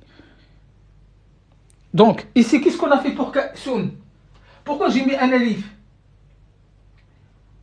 Pour l'instant, je ne sais pas quoi mettre ici. Je ne sais pas quoi mettre ici. D'accord? Il me faut un support pour la Hamza. Je regarde quoi? Je regarde le sukun et la haraka juste avant. Fatha Soukoun. Je viens sur le podium, je regarde, c'est quoi la plus forte? C'est la fatha. Donc c'est le alif c'est la maman de la fatha. Donc en fait, en gros, celui qui l'emporte, il ramène sa maman. En gros, pour faire simple. Celui qui l'emporte, il ramène sa maman. Et sa maman, ça va être le support du coup.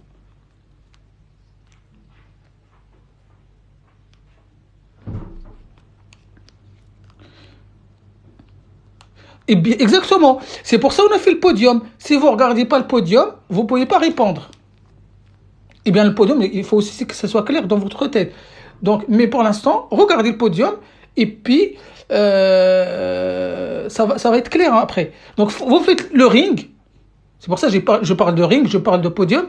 Donc, vous prenez les deux harakat, vous les faites confronter, vous les mettez dans le ring. Celui qui l'emporte, c'est celui qui ramène son support. Alors, regardez. Maintenant, maintenant le pluriel, regardez, le pluriel de Ka'sun. Ko, là j'ai la Hamza avec Dhamma, j'ai le Waw et le Sin. Et là en fait, j'ai la Hamza mais je ne sais pas sur quel support il doit être placé. À votre avis ici, à votre avis, sur quel support je dois mettre la Hamza? Est-ce que c'est un support Ya, Waw ou bien le Alif? On ne peut pas mettre Mamanias, on ne peut pas mettre n'importe quel support. On ne peut pas mettre n'importe quel support. Bien évidemment, je rappelle que ce qu'on est en train de faire, simplement, c'est pour comprendre la logique. Mais sinon, on ne vous demandera pas, en fait, en tant que débutant, de expliquer pourquoi c'est sur un alif, wa ou ya, ou ainsi de suite. Mais pour vous, en fait, pour la suite, comprendre la logique, pourquoi parfois le hamza va sur alif, parfois sur le wa, parfois sur le ya. C'est juste, en fait, pour vous expliquer la chose. Alors maintenant, donc Ku'usun, vous voyez, la Hamza ici, la Hamza là, je dois la placer sur quel support? Je ne sais pas si ça a bugué ou quoi.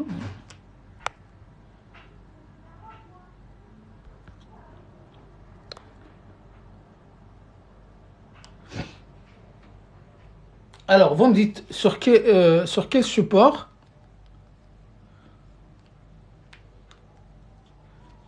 Alors, qu'est-ce qu'on regarde? On regarde la haraka qui est sur la Hamza, la haraka d'avant. Donc, est-ce qu'on doit... c'est-à-dire, là, on est bien d'accord, c'est des sœurs, Dhamma et Dhamma. Est-ce qu'ils vont faire un combat? C'est des sœurs.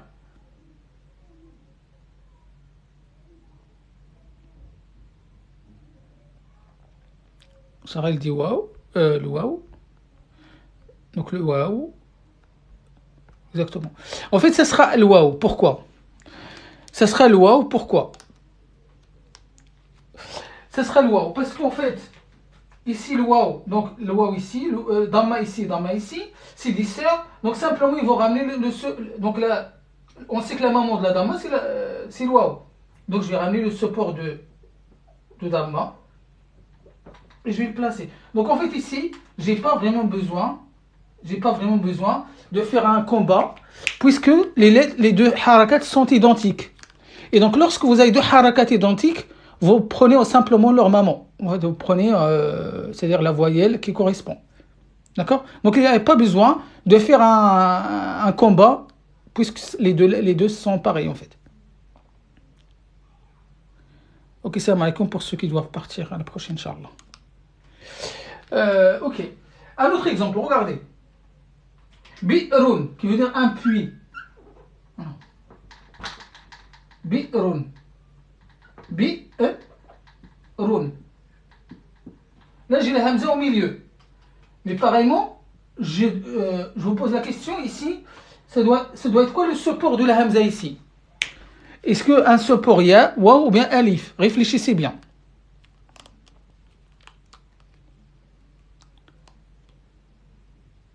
On peut mettre deux waw. Oui, on peut mettre du waouh à côté, côte à côte. Et je vais vous expliquer juste après. Très bonne question, très bonne remarque. Alors, il y en a qui disent ya. Ok, très bien, pas mal. Très bien. Ok, alors, pourquoi le ya? S'il vous plaît, mettre numéro sur le podium sera plus facile. Un numéro sur le podium? Ah oui, d'accord. Bah, ça sera. Là, ça sera du coup.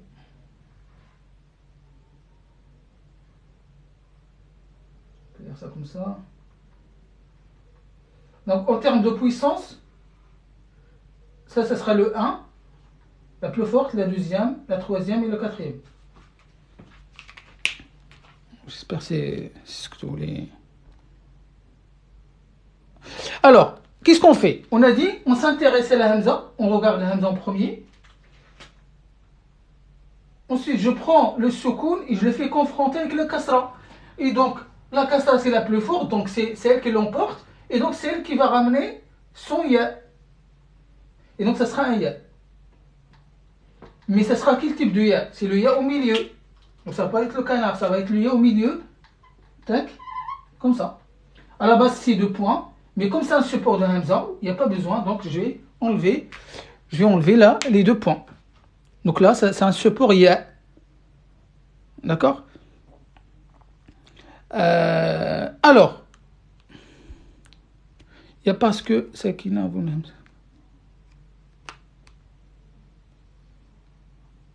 Non, c'est exactement.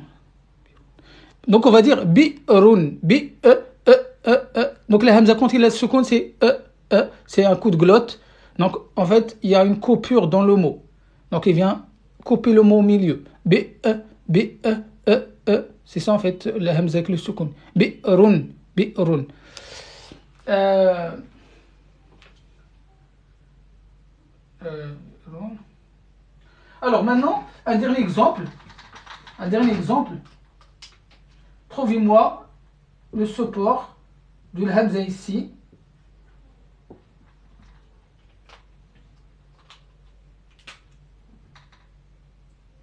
À votre avis, ici, c'est quel support? Donc, bo'sun, à votre avis, la hamza, il va sur quel support ici? Bo'sun. On s'appuie sur la même règle.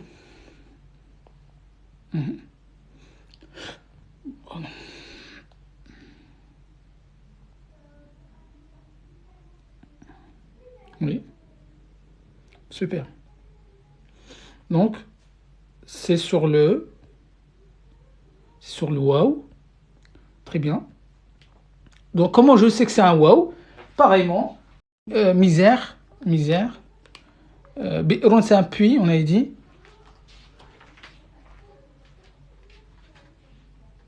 Ça, c'est misère. Ça, c'est un verre. Ok.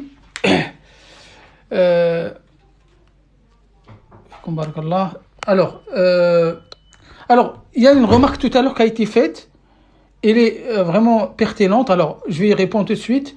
Alors, je vais effacer ça. Donc, on a terminé avec la hamza au milieu d'un mot. La prochaine fois, on va faire la hamza à la fin d'un mot.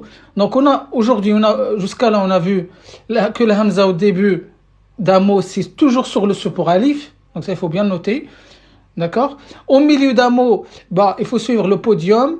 D'accord? Comme on vient d'expliquer. Et à la fin, ça on va voir, lorsque la hamza se place à la fin, je dois la mettre sur quel support? Ça on va le voir la prochaine fois. Ok? Alors, on va expliquer un point très important, s'il vous plaît, concernant les voyelles longues. Alors, les voyelles longues.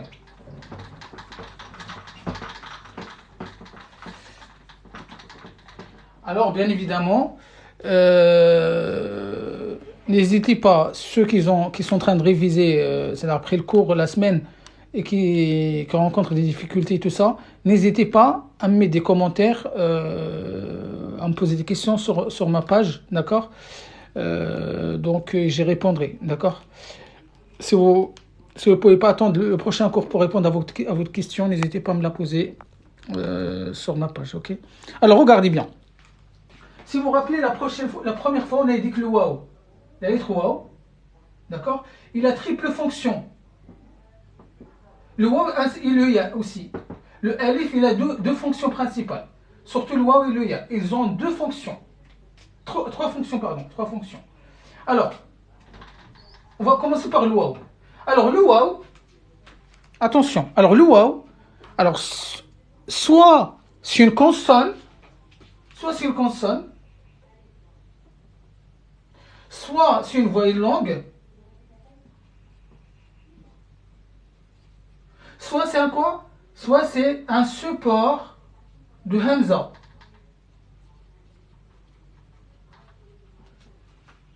En fait, le waouh, la lettre waouh là, dans la langue arabe, il peut remplir trois fonctions. Soit c'est une consonne, soit c'est une voyelle longue, soit c'est un support de Hamza. À votre avis, dans quelle situation le waouh c'est une consonne? Quand est-ce qu'on peut dire que le waouh c'est une consonne, à votre avis?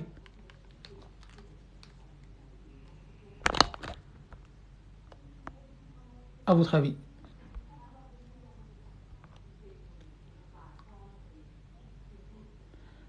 C'est moi qui bug. Tac, tac.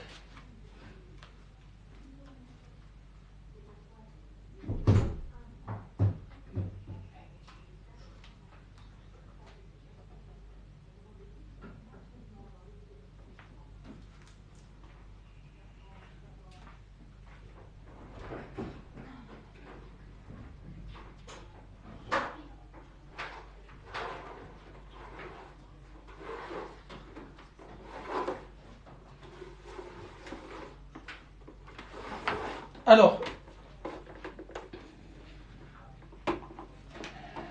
on me dit quoi? D'accord. Fin au début du mot, quand il porte une haraka. Très bien. À la fin du mot. Alors, tout simplement, le waouh, c'est une consonne lorsqu'il porte des voyelles courtes, lorsqu'il porte ce qu'on appelle les harakat. Exactement. Donc, du coup, le waouh, s'il porte une fatha, comment je dois prononcer? S'il porte une damma, comment je dois prononcer? S'il porte une kasra, s'il porte un soukoun. Donc, à votre avis, donc comment je dois prononcer lorsqu'il porte fatha, damma, kasra? Oui, autre que hamza, parce que le hamza, c'est pas une voyelle, oui. C'est pas une haraka. Le hamza, c'est pas une haraka. Le hamza, c'est un support.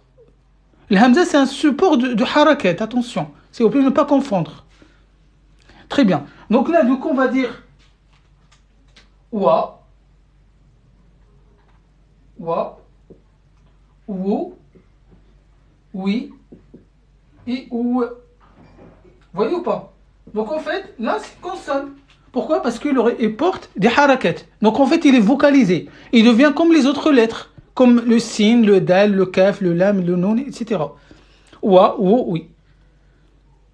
Mustafa, un musulman, welcome for you. Voyelle longue, maintenant. Voyelle longue. Dans quelle situation le waouh, c'est une voyelle longue?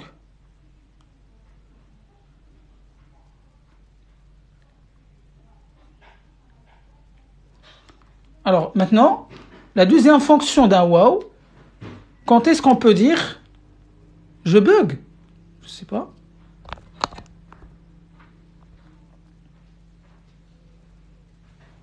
Donc il sert, du coup, c'est une voyelle longue, c'est-à-dire c'est une lettre de prolongation, donc il servira à prolonger la voyelle d'avant. Mais dans quelle situation? Est-ce qu'il y a des conditions? C'est quoi qui doit me dire que le waouh, dans ce mot-là, c'est un waouh de prolongation. Il est là pour jouer le rôle de voyelle longue et pas une consonne. Est-ce que vous voyez ce que je veux dire ou pas?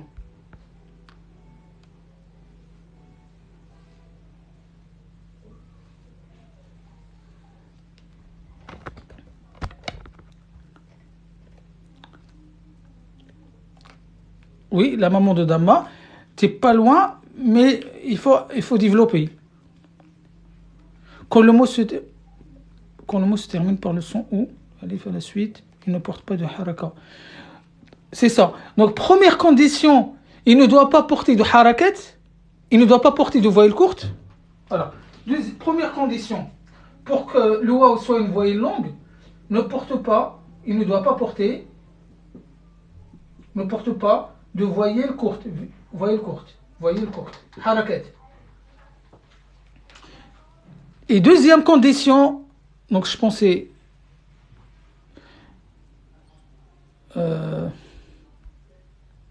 c'est quoi la deuxième condition pour que le waw soit une voyelle longue? Donc on sait que là, il ne porte pas de voyelle courte, de harakat, mais il y a une deuxième condition importante. Shukran Hicham.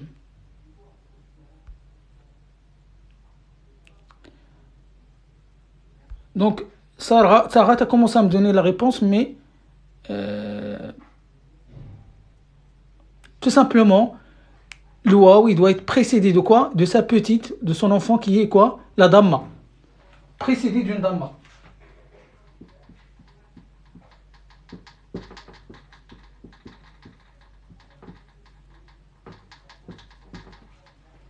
Donc, deux conditions pour que le waw soit considéré comme une voyelle longue.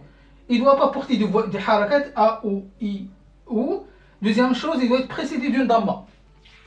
Donc, si dans un mot, votre waw, la lettre waw, il n'a rien au-dessus et qu'il est précédé d'une damma, sachez que c'est une voyelle longue. Sachez que c'est une voyelle de prolongation. Exemple, Nourun, on l'a vu tout à l'heure. Nourun. Nourun. Vous voyez, regardez le waw. Regardez le waw. Il n'y a rien au-dessus. En plus, il est précédé d'une damma. Donc, c'est une voyelle longue. D'accord?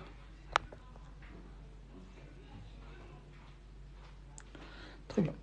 Donc maintenant, dernière fonction de waw, c'est quoi? Support de hamza. Comment je peux savoir que c'est un support de hamza à votre avis? C'est une question simple.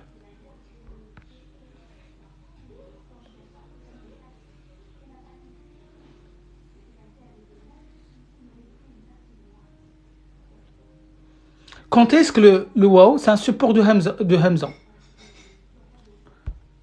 Bizarre, je ne reçois plus de messages.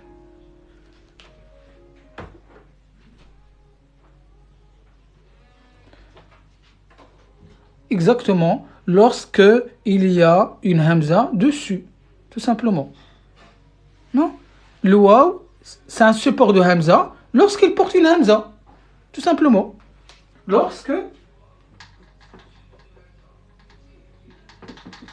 Lorsqu'il porte une hamza. Vous voyez ce que je veux dire ou pas? Donc en fait, le waw, dans un mot, il doit remplir une de ces trois fonctions. Soit c'est une consonne, soit c'est une voyelle courte, enfin c'est une voyelle longue, soit c'est un support de hamza. Pas les trois à la fois, pas seulement deux, mais seulement une fonction. Il ne peut pas remplir les deux ou les trois. On va voir les exemples. Regardez maintenant. Tout à l'heure, on a donné le type de ko'usun. Ko'usun. Alors, on a deux types de waw ici. On a deux waw. On a le waw là, en bleu. Et on a le waw en vert.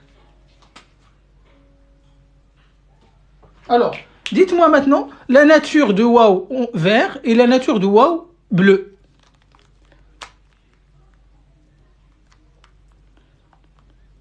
Alors, Mamanias, la hamza, on a dit que c'est un support des harakat, c'est le support des voyelles courtes. C'est ce qu'elle porte, c'est ce qui permet de porter les voyelles courtes A ou I. Lorsqu'il y a en l'absence des consonnes, des lettres, on ne peut pas se permettre d'écrire les lettres, les voyelles comme ça en fait dans l'air. On est obligé d'avoir un support. Donc ce support-là, c'est la hamza. Et ce support-là, c'est-à-dire le hamza, il a aussi parfois d'autres supports. Soit le waw, soit l'alif, soit l'ya. En fait, c'est un support qui a besoin de support. Alors,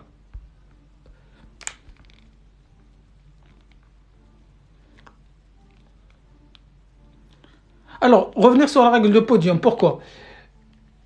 La règle de podium concerne seulement l'écriture de la hamza au milieu d'un mot. Là, on parle d'autre chose. Donc là, on parle de waw en général. C'est trois fonctions. Alors, pour vous, verse une consonne. Verse une consonne. Vers support bleu prolongation. Vers support. Ok.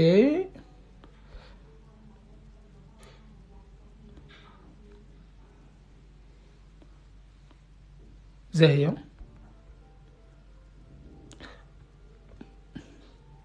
Le vert, s'il vous plaît, le vert. Le waw vert là. Qu'est-ce qu'il y a au-dessus? Une hamza. Donc c'est un support de hamza. Pourquoi vous me dites que le vert c'est une consonne? Il faut regarder la hamza. De moment où il y a une hamza sur le waw, c'est un support de hamza. Et donc comment je dois lire ça? Tout ça, ça ne m'intéresse pas. Ça et ça, ce qui m'intéresse c'est ça en fait. C'est la damma. Donc c'est la damma en fait. Lorsque j'arrive ici pour lire, je dis ou. Je dois prononcer que le ou. Pourquoi? Parce que le waw, c'est le support de la hamza. Et le hamza elle-même, c'est le support de la damma. C'est un support qui est sur un autre support.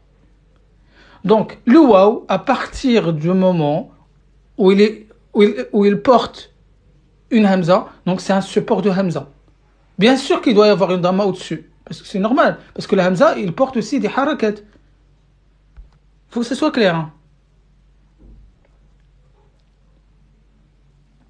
Non. Et donc maintenant, le bleu c'est quoi? Le waw bleu, c'est un waw qui ne porte pas de harakat. C'est un waw aussi qui est précédé de quoi? Il est précédé d'une damma. Donc c'est un waw de prolongation. C'est une voyelle longue. D'accord? Un autre exemple. Alors.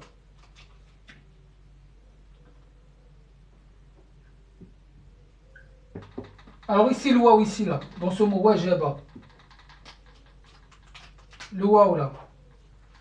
C'est quoi comme type de waw? C'est un waw consonne, waw voyelle longue ou bien waw support? Le mot wajaba, le verbe wajaba.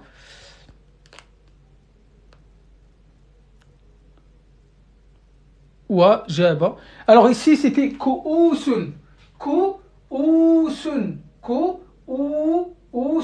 En fait, ce waw de prolongation, il vient prolonger sa petite là, c'est-à-dire sa damma. D'accord? Donc, la fonction de waw ici, c'est quoi? C'est de porter la hamza, qui est elle-même support de la damma. Et ce waw, le deuxième waw bleu, il sert à quoi? Il sert à prolonger cette damma. Ku'usun. Ku'usun. Ou. Donc, le waw, il sert à prolonger la damma avant. D'accord? Donc, les voyelles longues, ils servent à quoi? À prolonger les voyelles courtes juste avant elles. D'accord? Alors, wajaba du coup. Ok, Omar. Alors, le waw noir ici, dans le mot wajaba, c'est un waw de quoi? C'est un waw consonne, waw voyelle ou bien waw support hamza?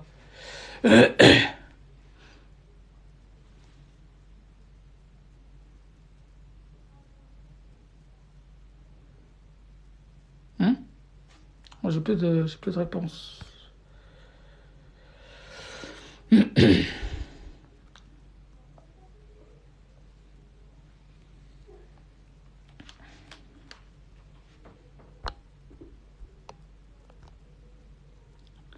Donc, Omar, il dit oui.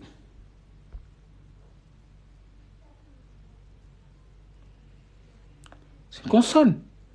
C'est une consonne. Pourquoi? Parce qu'elle porte une fatha. Il porte une voyelle courte. Wa. Donc on doit dire wa, jaba. Wa, jaba. Ok? Donc j'ai pas de hamza pour pouvoir dire ce pour hamza. J'ai pas. J'ai une voyelle dessus. Donc je peux pas dire que c'est une voyelle longue parce que la voyelle longue ne doit pas porter de harakat. Ok? Donc pour le ya, pareillement. Le ya, c'est la même chose. Donc je vais effacer ça. Screener, s'il vous plaît, si vous voulez. Vous pouvez screener avant que j'efface. Si vous voulez screener, allez-y. Donc il s'agit bien d'une consonne. Donc pour wajaba, wajaba c'est-à-dire devenir obligatoire.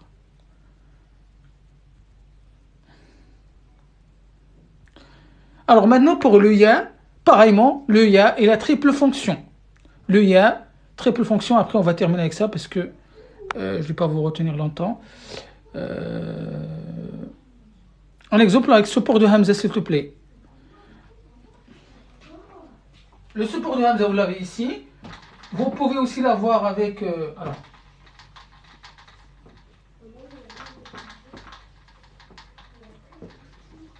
Alors.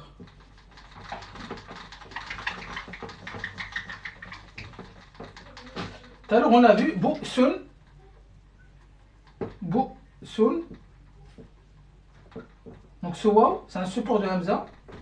Ok. Il y a aussi bi'run.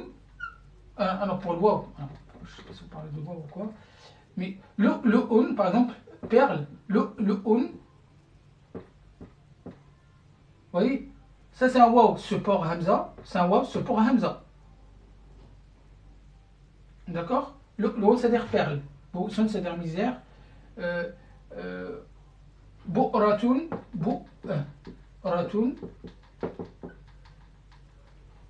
D'accord. Tout à l'heure, on a vu shu'unun, les affaires. Shu'unun. Voilà, ce waw, c'est un waw support hamza. Et ce waw, c'est un waw de prolongation, le deuxième. Ok. Voilà. Donc à partir du moment où votre waw il est surmonté d'une hamza, c'est un support hamza. Voilà. Okay. Maintenant pour le ya, la lettre ya. La lettre ya, le canard, pareil, triple fonction. Consonne, voyelle longue, support de hamza. Dans quelle situation c'est un support de hamza? Lorsqu'elle porte une hamza, comme le waw. C'est quand c'est une voyelle longue, lorsqu'elle ne porte pas de voyelle courte, et lorsqu'elle est précédée de quoi? C'est lorsqu'elle est précédée de quoi? Le ya, qu'on voyelle longue. La deuxième condition, lorsqu'elle est précédée de...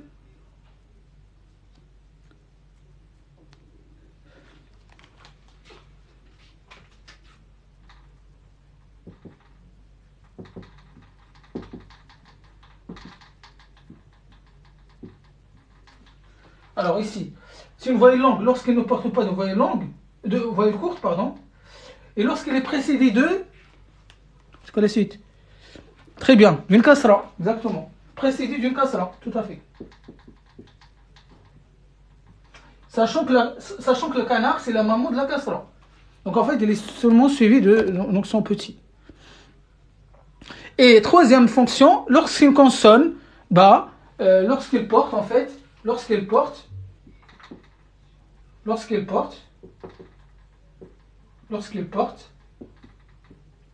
une haraka ou bien une voyelle courte, d'accord?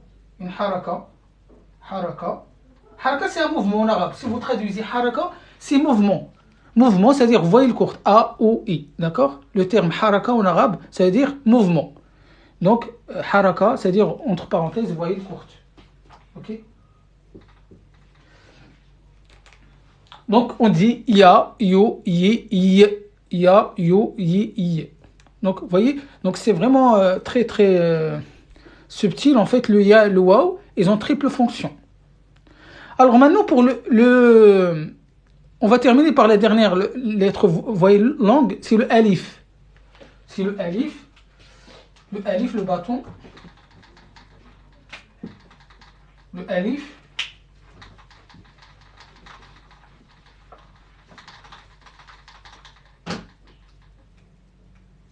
Alors, le alif, le bâton. Alors, soit c'est un support de Hamza. D'accord? Soit c'est un support de Hamza. Lorsqu'il porte une Hamza. Donc, on a dit Aboun,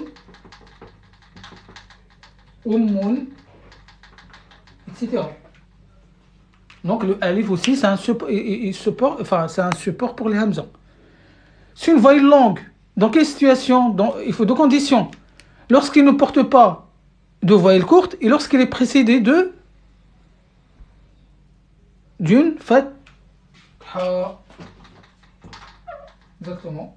Lorsqu'il est précédé d'une fatha. Est-ce que le alif peut être considéré comme une consonne?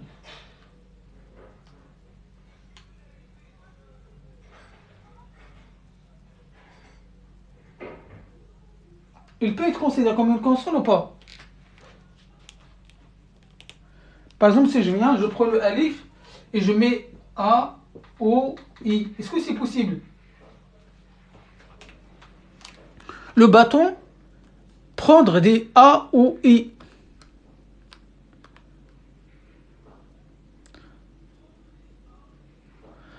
En général, on dit pas que c'est une consonne, mais si jamais vous rencontrez un alif avec aussi au-dessus Fatha, Damma, Kasra, simplement, il va jouer le même rôle que le support de Hamza. D'accord? Donc, même chose que support de Hamza. En fait, on va avoir le même son. Donc là, ce sera le A. Là, ce sera le OU. Là, ce sera le I.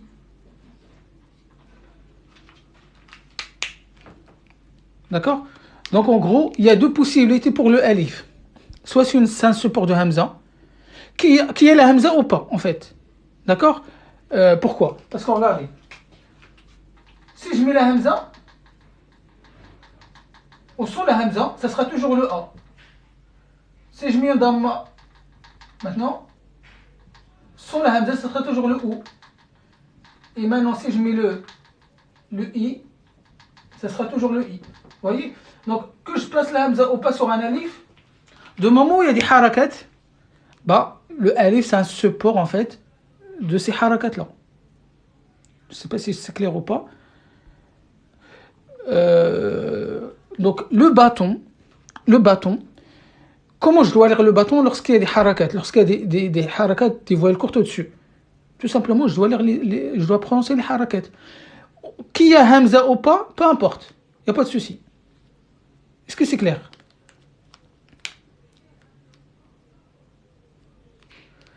Voilà. Et donc, voyelle courte, c'est une voyelle longue.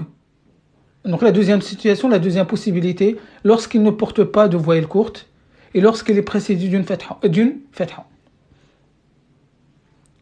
Donc, le alif, il ne peut pas être comme une consonne. D'accord? Il ne peut pas être une consonne. Ok? Donc, il ne peut pas être une consonne.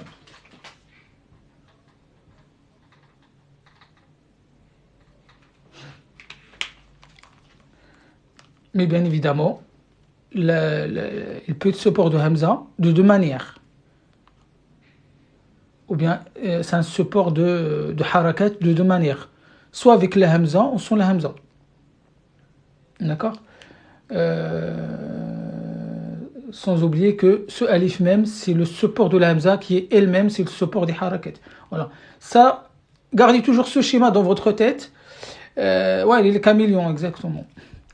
Donc, très très important de bien retenir les fonctions des trois voyelles longues, alif, waw, ya, parce que vous allez les retrouver partout en fait, le waw, ya, ces lettres-là. On les appelle aussi des lettres vicieuses, parce que c'est ça qui va faire que certains verbes, certains mots vont poser quelques problèmes de conjugaison et tout ça en fait. D'accord? C'est ça qui va faire sortir un peu de la règle générale.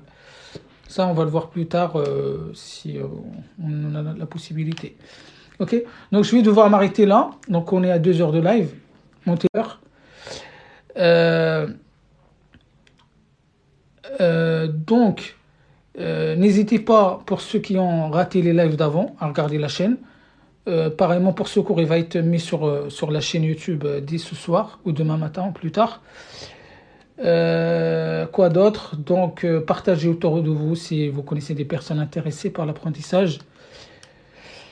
Et puis, n'hésitez pas donc à travailler tout ce qu'on a vu, à se mettre en pratique, à lire, essayer de faire des petits essais de lecture. Et puis voilà, donc j'espère que j'ai pas raté des choses, des questions. Alors l'élève, donc ça sera le mercredi prochain. Le mercredi prochain, on va revenir sur l'horaire normal. Donc, voilà, donc lundi à 19h, mercredi à 19h. Et puis voilà, j'espère que ça a été utile pour tout le monde.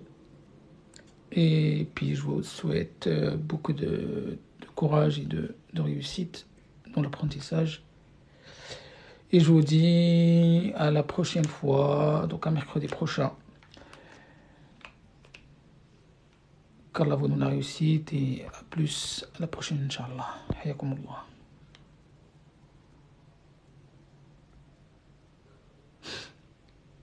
Amin. Barakallahu fikum. Assalamu alaikum.